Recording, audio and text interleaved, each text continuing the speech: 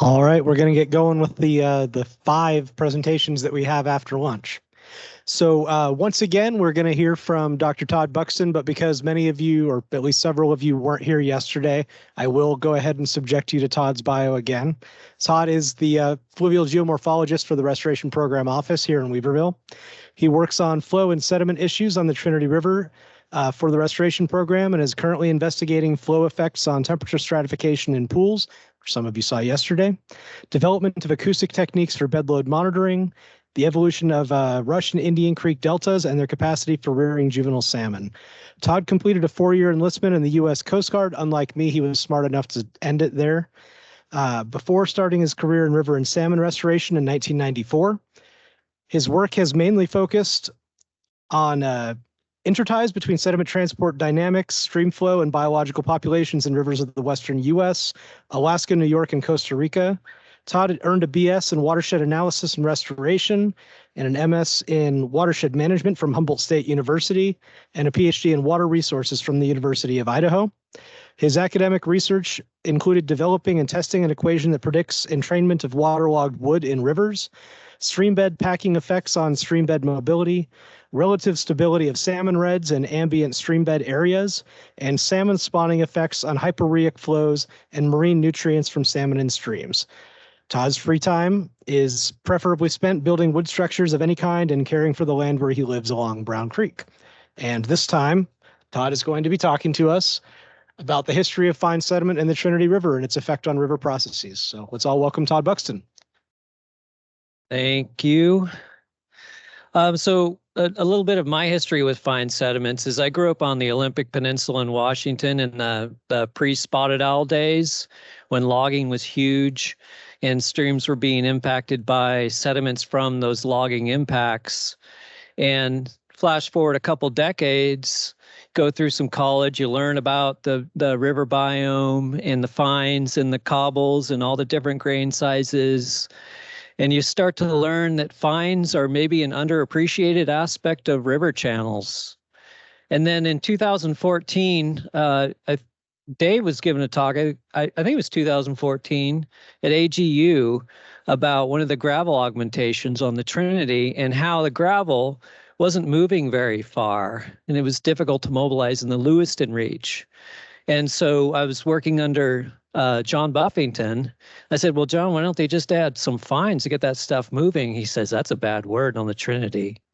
So today's talk is to talk about the history of this bad word, fine sediments in the river. And I think, as I said earlier to other people, fine sediments are, I think, an underappreciated but very important component of river ecosystems.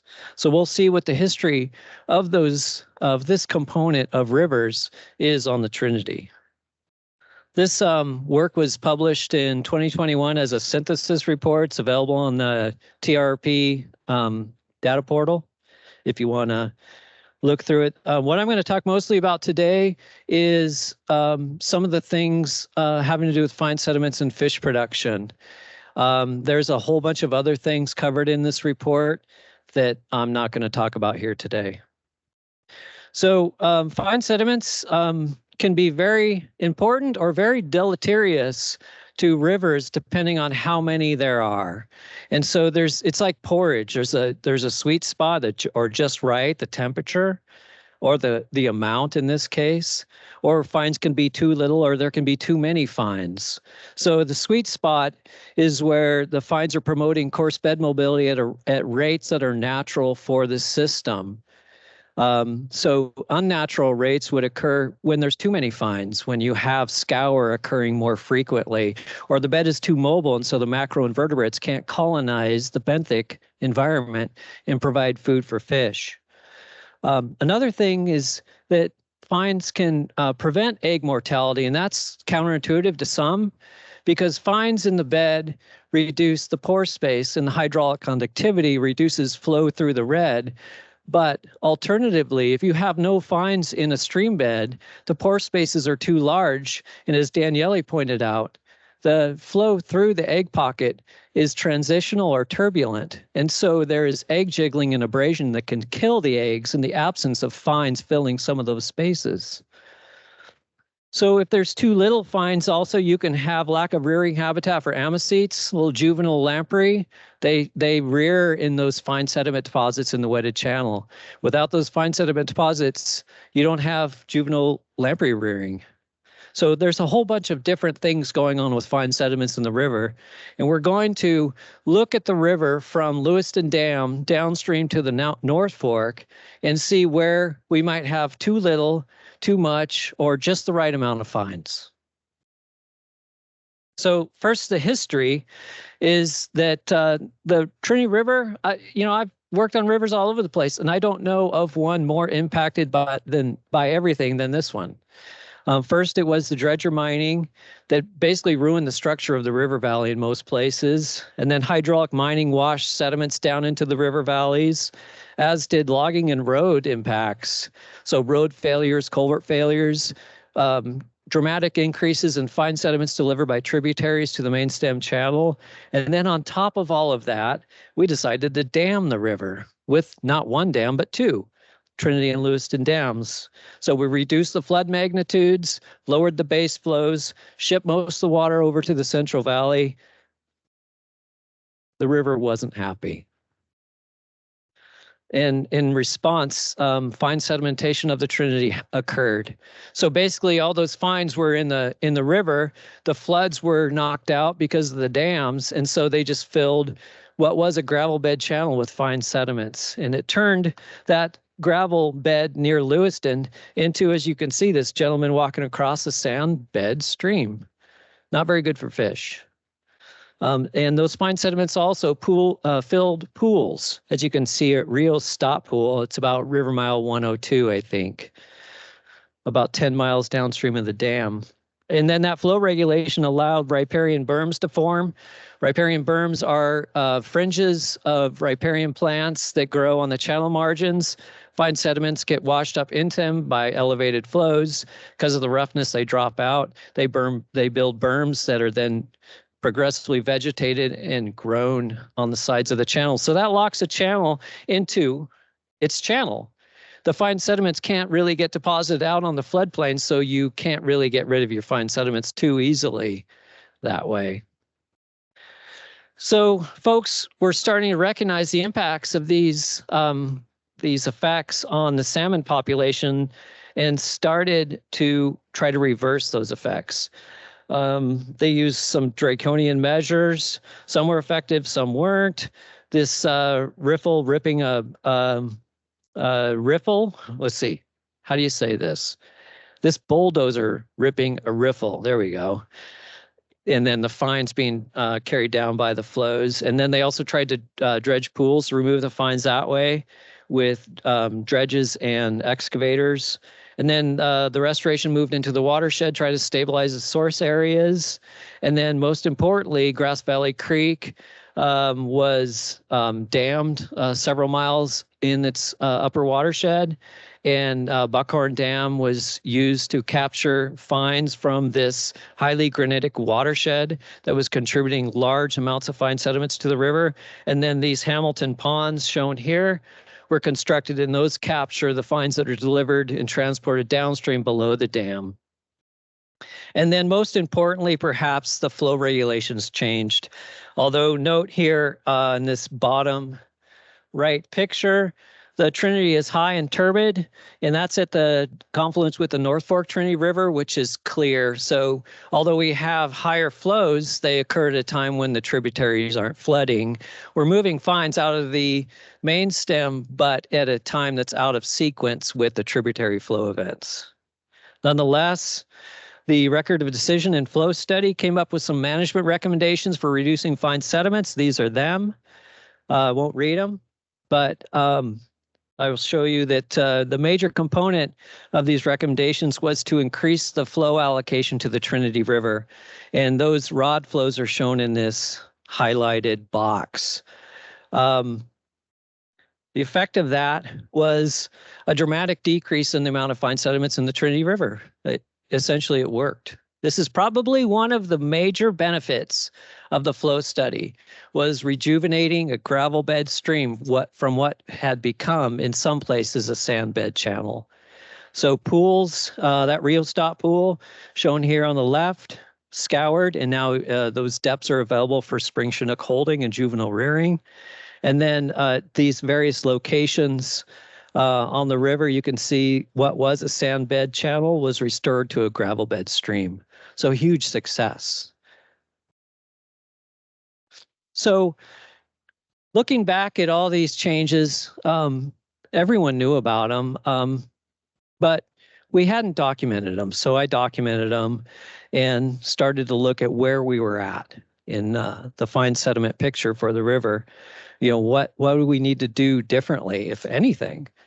And so I came up with all these targets that are published in the literature, and they have to do with everything from spawning gravel quality and incubation success for fish to nutrient storage, you know, floodplains, all these different things that fine sediments are important for. And so we need, again, an amount of fine sediment and a size of fine sediment in different regions of the riverbed in healthy amounts. So we don't have data to evaluate all these targets. The targets that are colored red are the ones that we could evaluate, and I did evaluate. I'm not going to talk about them all because I don't have enough time, but I will talk about a few. And here's the target for spawning gravel quality and incubation success. So again, remember that if you have fine sediments in the gravel bed, the porosity is reduced, hydraulic conductivity lowers, and so you can reduce the delivery of flow and oxygen to incubating eggs in salmon nests. So the target in this case was for fines that have a diameter of less than or equal to 2 millimeters, being less than 15% in the subsurface area of the channel. So the channel bed is separated as an armor layer or an active layer, and then a subsurface domain. The active layer in this these measurements is defined as the depth from the stream bed surface vertically downward to the diameter of the D84, or the particle size that is larger than 84% of particles on the bed surface. And then everything below that is subsurface, sampled to, I think it was a depth of 2 or 3 feet. These are bulk grain size distributions. So you sieve them out and then you weigh the different grain sizes, you get a distribution, and then you find out what your percentage is of the different sizes that you might be interested in. In this case, it's those 2 millimeter and smaller grains. And you can see that up in the Lewiston Reach, notice on the y-axis on the far left figures, that the 0% is at the top and then the value increases going down. So you can see in Lewiston, we have these episodic events where the stream bed nearly fills with fine sediments and then they evacuate. Well, fine sediments move by a number of different ways, both in and out of the stream bed. So you can actually store fines in the bed, and then by hyporheic processes, they can be re-exposed to the surface environment and transported downstream. So you can also move them by mobilizing the bed, exposing them from mobilization of the surface layer. But in those processes and others, we can see that the concentration of these grain sizes, or percentage of these grain sizes by weight in the subsurface domain, is very variable. And then moving downstream, we see how, remember the rod flows started in 2004, that the percentages of fine sediments almost uniformly improved in terms of ecosystem function. The amount of fines decreased from what would be apparent for a sand bed channel, around 70% or something, or a sand dominated channel, to upwards of 20 to 30%, which is pretty dang healthy. And we observed that in the data going down through about Douglas City. In all those sample locations, I should point out, if I can figure out how to use this. Okay, all those sample locations are shown here. Here's Lewiston, and then going all the way downstream to Helena. And this is Lewiston Dam right there. So the targets here are where they're missed, are shaded. And you can see in the Lewiston Reach, the target has been met since the rod, with the exception of 2019, and that's when the car fire caused Deadwood Creek to puke out all those sediments that Seth showed us yesterday. And then moving downstream, we missed the target in a few cases, but by often 1% or 2%, which isn't too bad.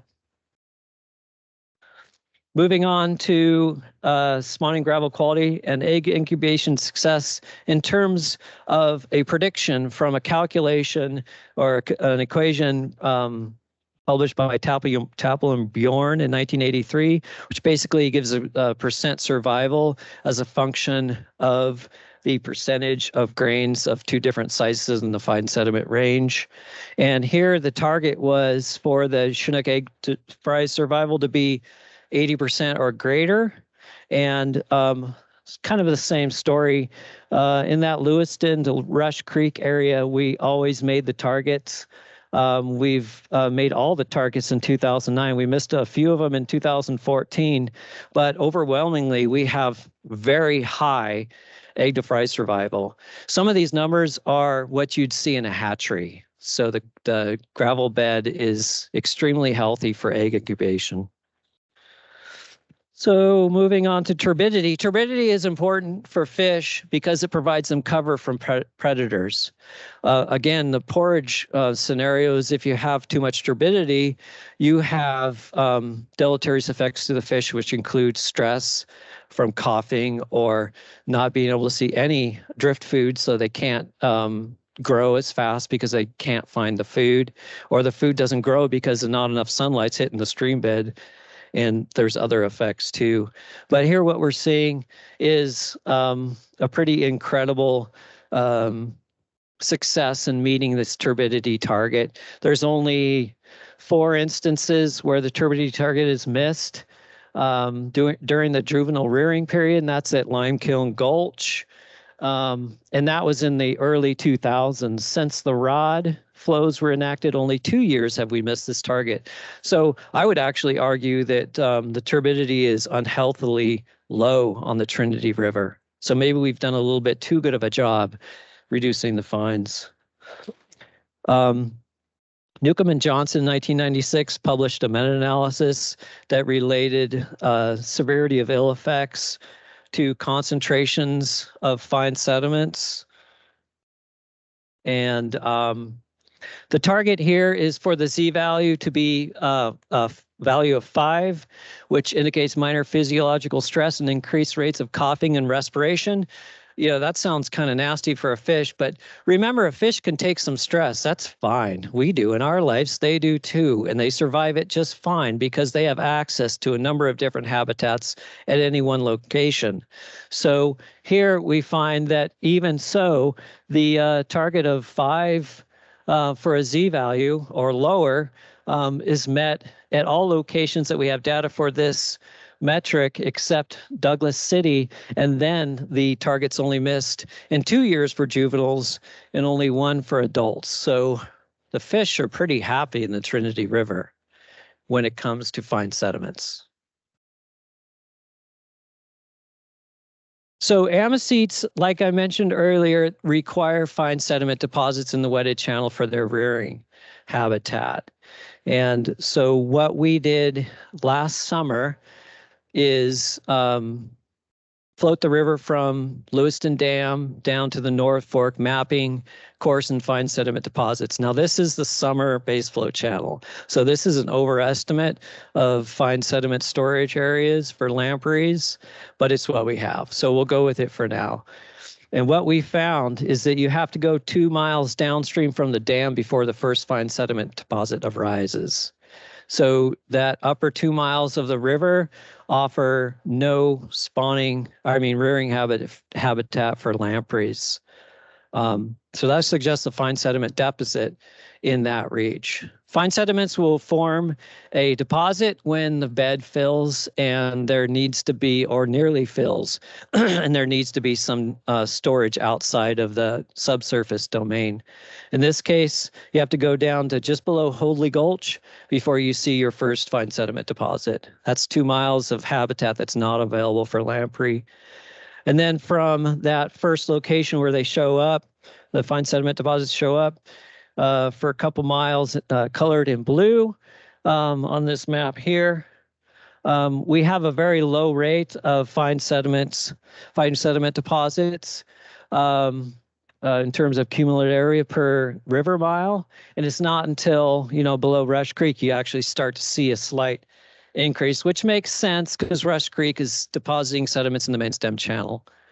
And then upwards from, or downwards from there, we have this colored area here, which is this kind of low rate of increase.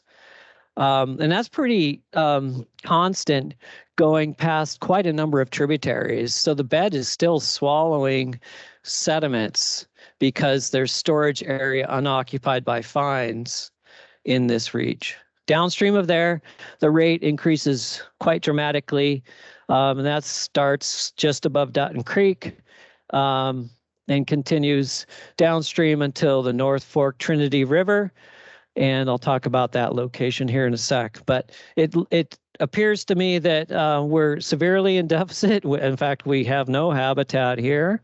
We're in deficit here. We have minimal habitat in here and pretty good habitat downstream in there.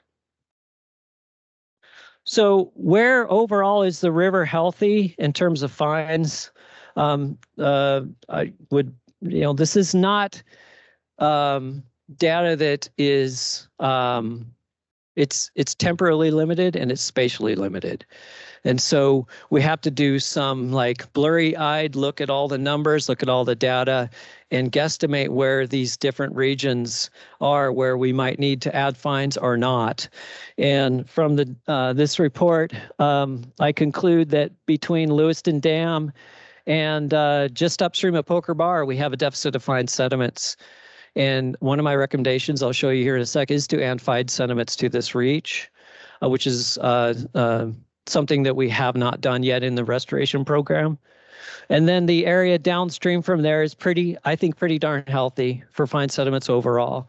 Until we get to this region here, there's just very little data.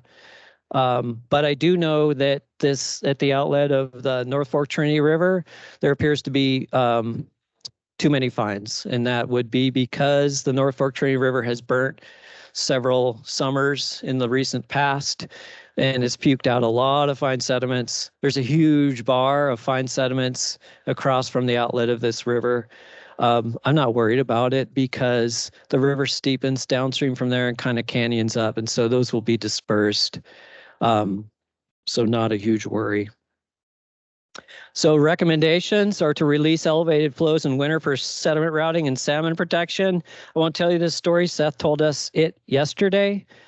But what wasn't mentioned as much is that our high flows are mistimed with tributary flow events. Sometimes it's a passage difficulty for fish to get into tributaries because of the creek's junction with the river are too steep, given the difference in water surface elevation in the main stem and the creeks. So if we had elevated base flows, fish passion in the creeks would be improved as well.